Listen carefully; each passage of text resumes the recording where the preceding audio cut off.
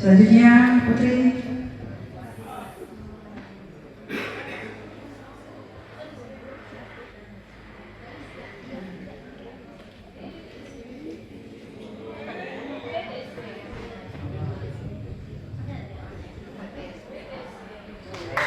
PDSPA, silakan. Bapak Ibu Dewan Juri, inilah peserta ke-8 dari PDSPA. A, tadi itu A. Bapak Ibu tahu A atau A? B belum.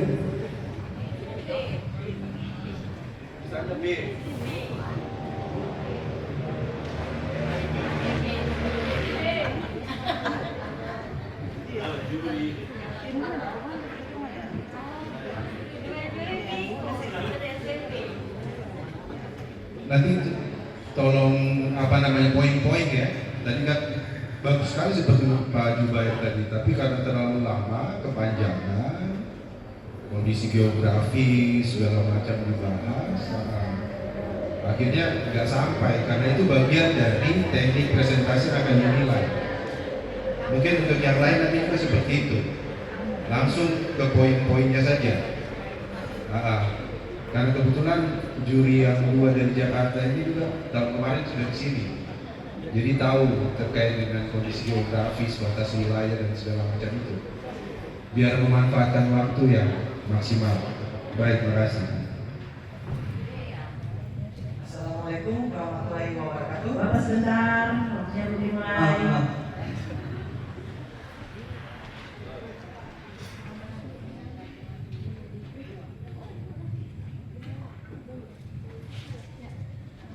Assalamualaikum warahmatullahi wabarakatuh. Selamat siang. Pertama-tama izinkan saya memperkenalkan diri. Nama saya Teddy Sumardi. Kami dari perwakilan Dinas DPPTS PPK, terkhususnya bidang perizinan dan non perizinan, akan membawakan salah satu inovasi daerah yang berjudul SIPK, Sistem Informasi Perizinan Kabupaten Tabanan. Next. Gambaran umum Kabupaten Tabanan dengan jumlah penduduk 64.140 jiwa tersebar pada 7 distrik yang terdiri dari 84 kampung dan 21. Next. Gambaran umum CPK ini adalah aplikasi perizinan dan non perizinan berbasis web sebagai aplikasi pendamping OCS yang mengakomodir penerbitan dokumen perizinan yang tidak diproses melalui SSI. Next. Kebaharuan. SIPK merupakan terobosan baru dalam penerbitan izin di Kabupaten Tabanan yang memudahkan Tabanan pelayanan bagi pelaku usaha dalam mendapatkan dokumen perizinan dan non perizinan. Di dalam skema ini terdapat perbedaan sebelum dan sesudah menggunakan SIPK. Pertama, sebelum menggunakan SIPK itu masih manual, sedangkan setelah menggunakan SIPK sudah digital. Yang kedua, sebelum menggunakan SIPK itu masih offline. Jadi para pelaku usaha dan tim medis masih datang ke kantor kami yaitu DPPTSP. Sedangkan setelah menggunakan SIPK itu secara online atau mandiri, jadi bisa digunakan di mana saja. Dan yang terakhir, waktunya lebih lama, sedangkan setelah menggunakan SIPK waktunya lebih cepat atau efisien. Next. Kemanfaatan dari SIPK ini diharapkan proses perizinan lebih cepat, mudah, efisien bagi UMKM.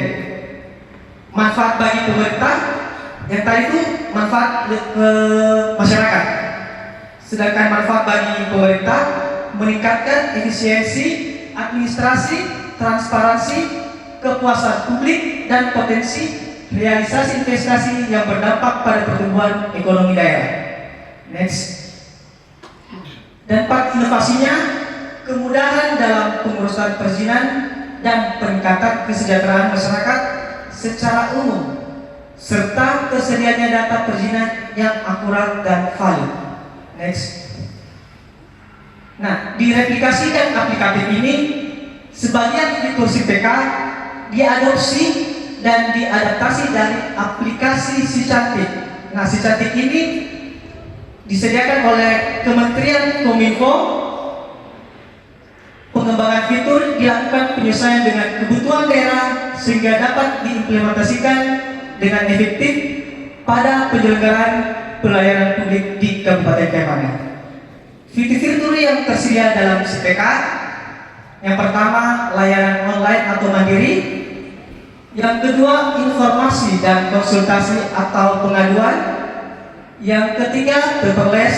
Ini biasanya mengurangi pemakaian dokumen secara fisik dan biaya. Keempat, tanda tangan elektronik. Dan terakhir, aksesibilitas. Next. Lain-lain, pengembangan SIPK ini kita harapkan terus berkelanjutan mengingat regulasi perizinan yang sering berubah-ubah. Yang kedua, melaksanakan sosialisasi kepada OPD teknis pada khususnya serta masyarakat luas pada umumnya.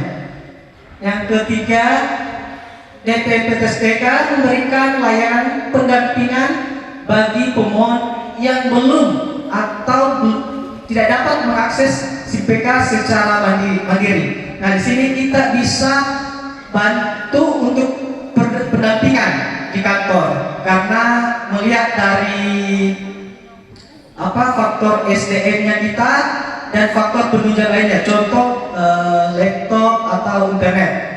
Jadi kita saat ini masih menggunakan secara mandiri, tapi sudah ada beberapa yang sudah online. Next. Nah, di sini ada alur proses aplikasi SIPK. Pertama, pemohon melakukan registrasi pengguna. Selanjutnya mengajukan permohonan. Setelah mengajukan permohonan akan diverifikasi oleh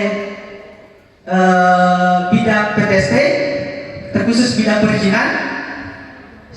Setelah verifikasi lengkap akan ke OPD teknis, yaitu OPD teknis Dinas Kesehatan, Dinas Perikanan atau Dinas Pertanian. Kalau dokumennya belum lengkap akan dikembalikan ke pemohon. Setelah itu verifikasi di ACC, ada 2 peninjauan lapangan yang dilakukan oleh OPD teknis, yaitu OPD Dinas Perikanan dan Pertanian. Sedangkan untuk Dinas Kesehatan tidak ada peninjauan lapangan, jadi langsung mendapatkan rekomendasi teknis. Setelah itu izinnya diproses dan divalidasi dan bisa diterbitkan. Jadi kalau ada pelaku usaha atau tenaga medis yang menggunakan secara mandiri, mereka bisa langsung menerbitkan izinnya. Oke, next. Nah, di slide ini ada beberapa dokumentasi di mana para pelaku usaha dan tenaga medis membutuhkan pendampingan kepada kami di kantor DPPTSP TK. Oke, next. Sekian dari kami. Adapun slogan dari SIPK yaitu urusan lancar, investasi mudah. Oke, terima kasih. Ubur-ubur ikan lele, ayo urus izin le. Terima kasih. Luar biasa. Lihat apa saya lagi buat Dinas DPMP TSPTK.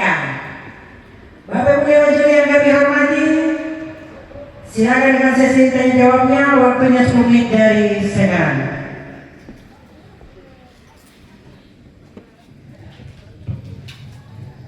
Baik, inovasi signifikan dari DPPTSP ini pertanyaan pertama yang saat ini sedang kami alami juga dan Bapak Ibu sedang alami.